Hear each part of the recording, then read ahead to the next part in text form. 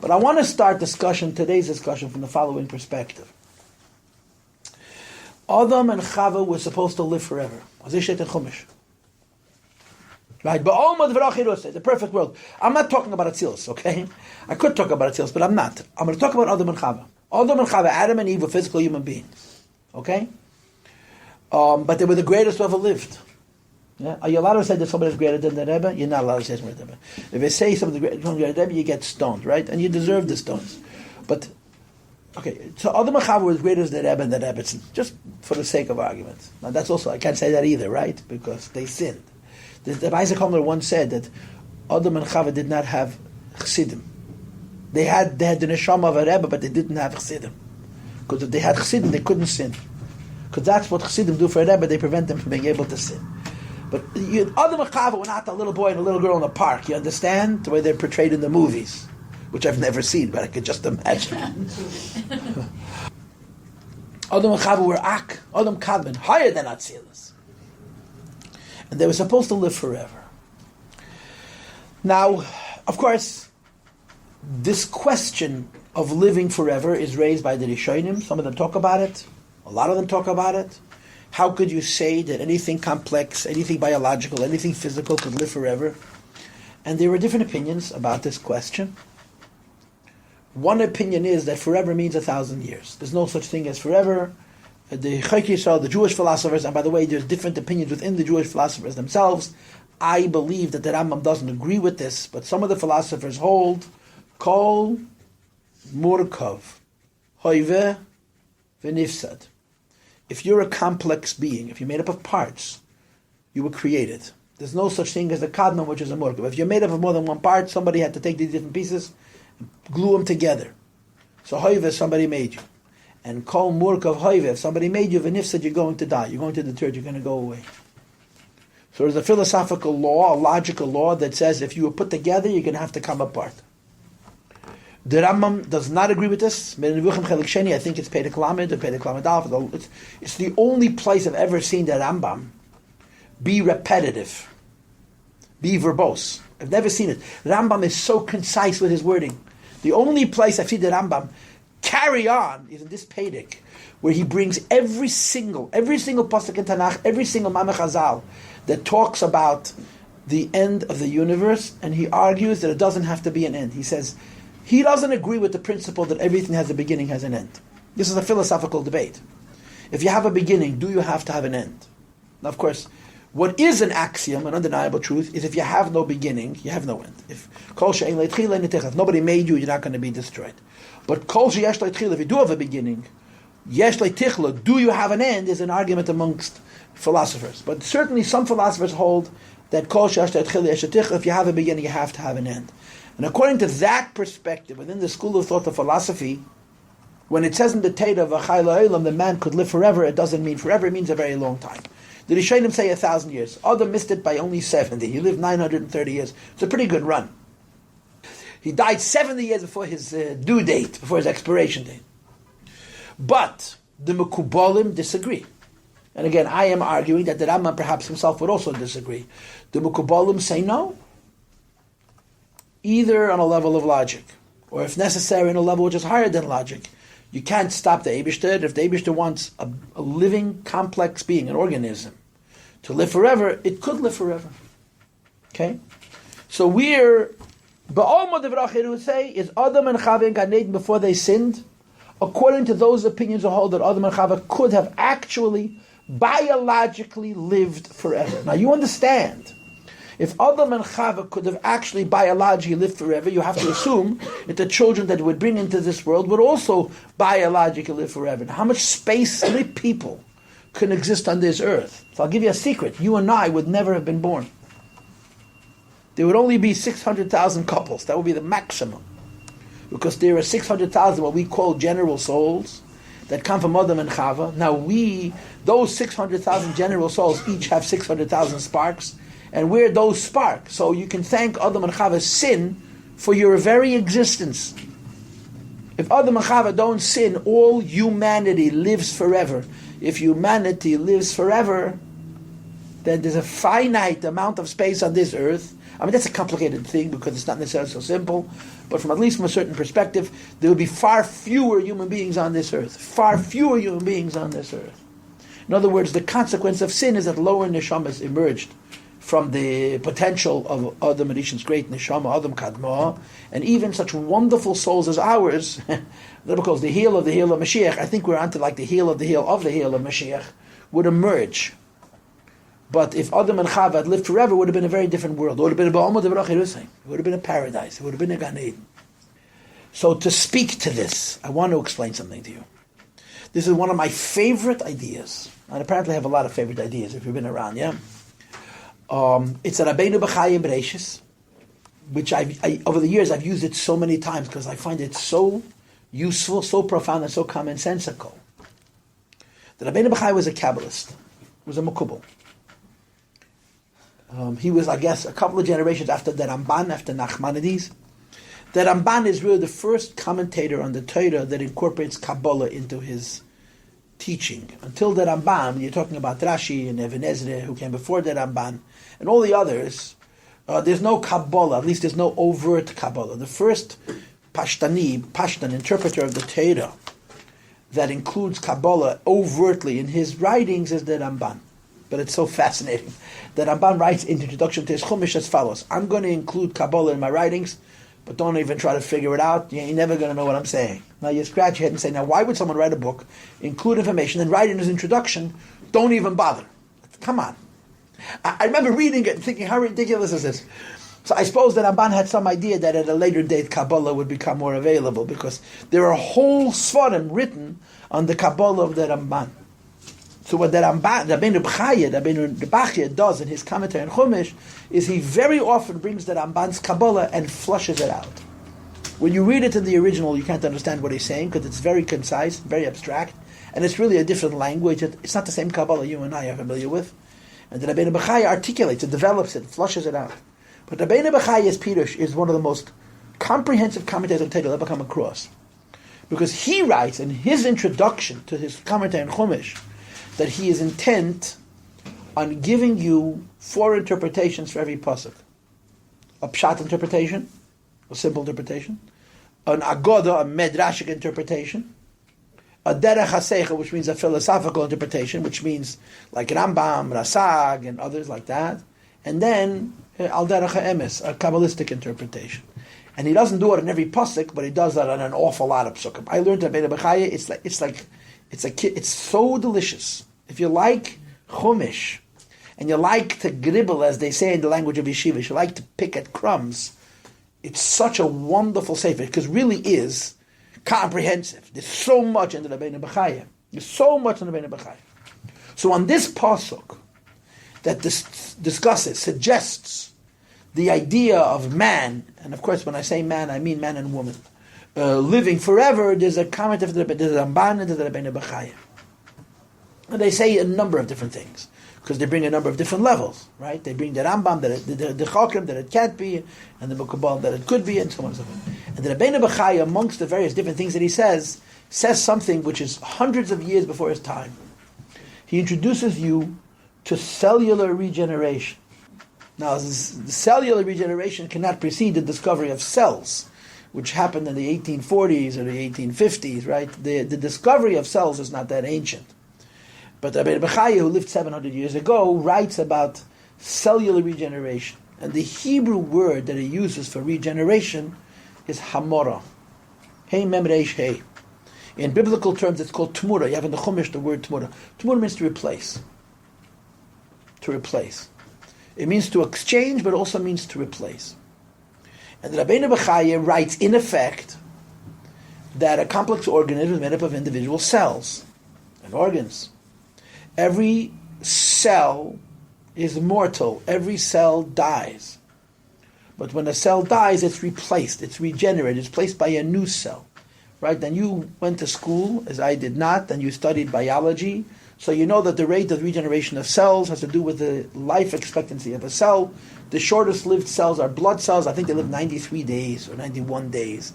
And then the blood cells begin to leak. They begin to come apart. They stop holding on to their shape.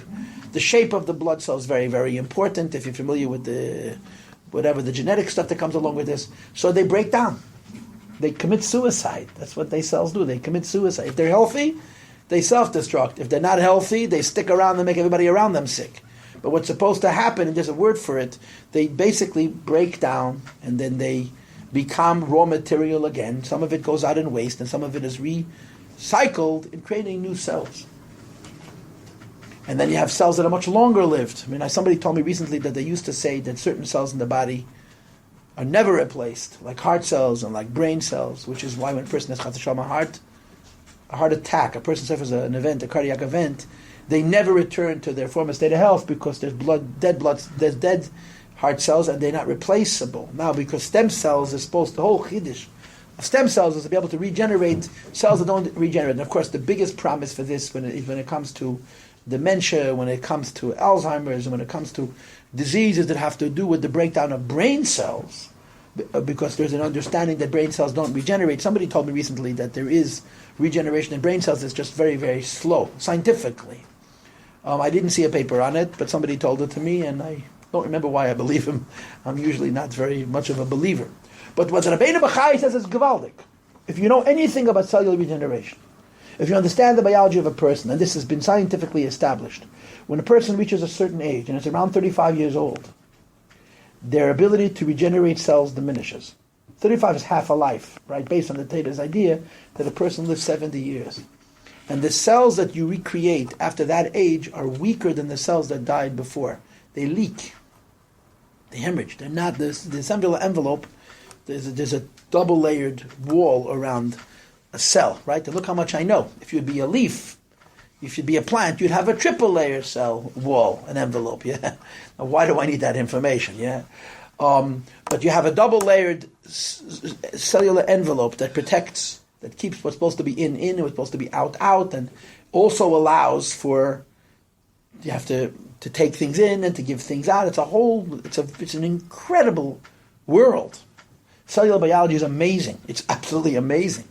And then when you think about the arrangement of cells into larger and larger and more complex cells to make up a human being, it's wow, what an amazing thing to have happened all by itself through a series of accidents. Accidents times eons equals a human being. Okay, somehow the math doesn't work for me, but I'm not a scientist. But in any case, the fact of life is that the cells begin to hemorrhage. They begin to become less efficient. Scientists do not understand why it happens. And they also don't understand why in different people it has a different rates. It is a scientific fact that there are certain places in the world or certain communities of people who are just prone to longevity, period. They just live longer. And other places in the world, people live shorter, and it's not based on diet and exercise and other working conditions. It's biology itself, and they don't understand it. And there is much discussion in the scientific world about people living longer than they live. Longer, hundreds of years. There's a guy who's like a real off-the-beaten-path kind of guy. His name is Gary Knoll. I don't know if he's still alive or not. You ever heard of Gary Knoll? Gary Knoll used to be on the radio. He spoke in a monotone. If you wanted to go to sleep, all you did was put on Gary Knoll, and he put you to sleep. The most exciting he would get would be this excited. He would raise his voice just like... You don't know who Gary Knoll is? Oh, people. Gary Knoll was a brilliant, brilliant person who was into biology and medicine and diet.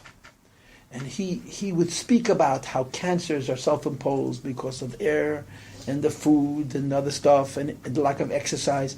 And he said, I think I heard it from him, that there's no reason a human being can't live 200 years. No reason. 200 years, pretty good, or not so good, I don't know, depending on your point of view. If we would only live healthy lives and eat the right foods and do the right exercise and not eat more than we need to, we could live much longer than we do. We live much healthier lives. It's two things. There's one is how long you live, and the second thing is how short of breath you are as you're going through that life. Anyway, but it's still, ultimately, it's a riddle. Okay? Now, I'm going to give you a mystical answer. I'm not giving you a medical answer. I'm not a doctor. I'm not giving you a biological answer. I'm not a biologist. And guess what? I shouldn't give you a mystical answer. I'm not a mystic, but I'm going to do it anyway because I know this from Kabbalah. The answer is that there is a phenomena that is called death. It's called death. That's what it's called. It's a thing. The Chazal say that Bo Nochash al Chava v'hitil Bo Zuhama. When Chava ate from the tree of knowledge of good and evil, the serpent invested into Chava death. In some of my days, I'll call it free radicals. One electron bouncing around in your body that doesn't have a fixed place. And it creates a cascade. It creates a chain reaction of displaced cells. And that's the beginnings of illness. And over the course of a lifetime, a person dies very slowly. Like the same Rabbeinu Bechaya writes, death begins at the moment of birth. But I don't mean to say it on a biological level, I mean to say it on a spiritual level. Before Adam and Chava ate from the tree of knowledge of good and evil, they were biologically in a regenerative condition of living forever. They could continuously recreate the cells in their body in the same degree of health as the cells that they were born with and just go on living. Because death, according to the Rabbeinu Bechaya, and I don't think any scientist is going to disagree with this, happens slowly. People get sicknesses, people get illnesses that kill them, that are acute, right? Like heart disease, like cancer, like kidney failure, Rahman al-Islan, or real serious illnesses. And there are reasons why they have those serious illnesses, what is the onset of these serious illnesses. But an argument can be made, which is quite good, that it doesn't start with those illnesses. It starts with things that are imperceptible, much, much smaller problems. That if they didn't have those much smaller problems, they wouldn't get these exaggerated problems that require doctors to fix them by cutting them up. In other words, it starts with teeny tiny little deficiencies. And if those teeny tiny little deficiencies don't exist, the larger, more obvious deficiencies never have a chance to manifest. And there's a sustaining of health. And the Rabbeinu Bechaya writes, using a biological concept, that the regeneration of cells, in theory, can allow a person to live forever. Now, the reason I just went off on this tangent is because it argues the idea of a Achei Temimim, that a person would live forever, not just based on the fact that Hashem can perform miracles, but based on the design of the finite living being, which is a person. So a human being, if created perfect, created with health, and there's no death in his world, doesn't live forever, because the cells die. But the cells are replaced with new cells that are as fresh as the original cells. So for all intents and purposes, you're as young as you were the day you were born. If you're younger the day you were born, you never die. You keep on living, you keep on living, you keep on living. And this is one of the several explanations of the Rabbeinu Bechaya of what it means that Adam and Chava would have lived forever. In other words, there are those who say that there's no such thing as living forever, it just means living a very long time. And there are those who say, no, Adam and Chava would have lived forever, but it's a miracle. It can't be explained in Teva at all. And the Rabbeinu Bechaya falls right between those two and says, no, Adam and Chava would have lived forever, and here's the explanation. The explanation is that it'll be a healthy world. Now let me qualify that, let me parallel that, let me expand that to talk about the world. Adam and Chava were living in a garden, right? Do you know anything about gardening? You know anything about gardening? You know something about gardening, yeah? What's the biggest problem with gardening? Weeds. Parasites. Fungi. You name it, they're there. Right? There are living beings on this earth who are determined to destroy everything beautiful you create. Now, they're not thinking about destruction, they're just thinking about living and eating. But they're junk. They're junk organisms. You can't say anything the Eibishter created as junk, right? Because those weeds feed a little teeny butterfly that's called the monarch butterfly. Eats this milkweed and does a migration of 2,000 miles. A butterfly. Yeah, think about it. You know what's amazing about the monarch's butterfly migration? That the butterfly that goes back to create a new generation of butterflies in Mexico is a great-great-grandchild of the butterfly that left. So how, over 5 generations, do you remember we are supposed to go back and have babies? Leave it to the monarch butterfly, or to the monarch of the whole earth, God Almighty, the Eibishter himself. Okay, so milkweed feed these butterflies, and they make them not so tasty to birds, so that makes them live a little longer, yeah? So that's the story. But if you are a gardener and you want to have beautiful tomatoes, you hate those white little stains you see in those tomatoes. The tomorrow are going to be the whole tomato, and then it's going to be eaten up by a fungus, or by a a weed, so you come with all your weed kill, and then you deal with all the what do they call them? The pesticides, and then the pesticides poison the water, and a whole big spiel. No? Imagine a world with no weeds, no fungi, none of those bad guys. That's Gan Eden. It says in Chumash that one of the punishments that came as a consequence of Adam and Eve eating from the tree of knowledge, good and evil, is weeds. Did you know that? Take a look in Bereshis. V'keitz v'darda tatzmiach loch.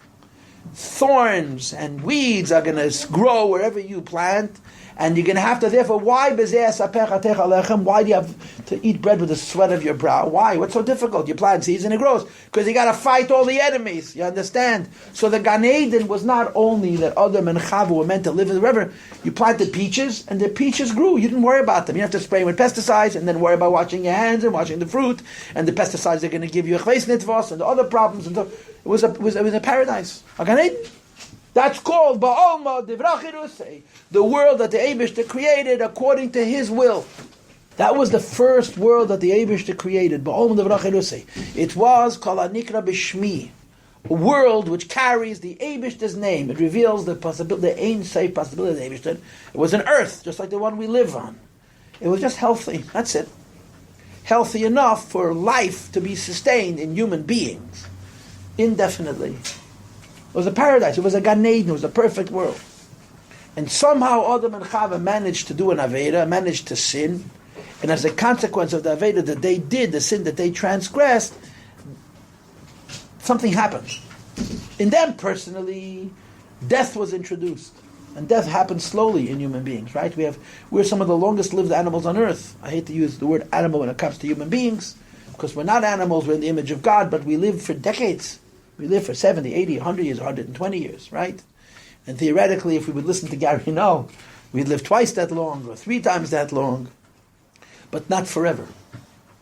And the world around us became inexact. There's deserts, there's floods, and there's all kinds of factoids within this world that we live in that are toxic to somebody or to something or to us, that make the world inexact, imperfect, a struggle. And at the heart, at the base of it all, is that everything dies. Death. Death is a simple fact of life. You know, this is an unpleasant thing to say, but it's true. There's nothing wrong with dying. Everybody dies. There's something wrong with dying young. And there's something wrong with being sick and suffering. But death is a part of life. It's not a pleasant part of life, but it's a part of life. Nobody has managed to escape it. You know, they say and maybe some other people, but for the most part, no one goes alive into Gan Eden, you understand?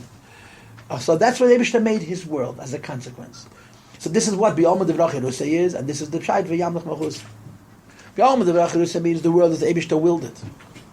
Now, of course, we believe and we understand that when Mashiach comes and Elam Haba occurs, there's going to again be Ba'alma Divrachirusei.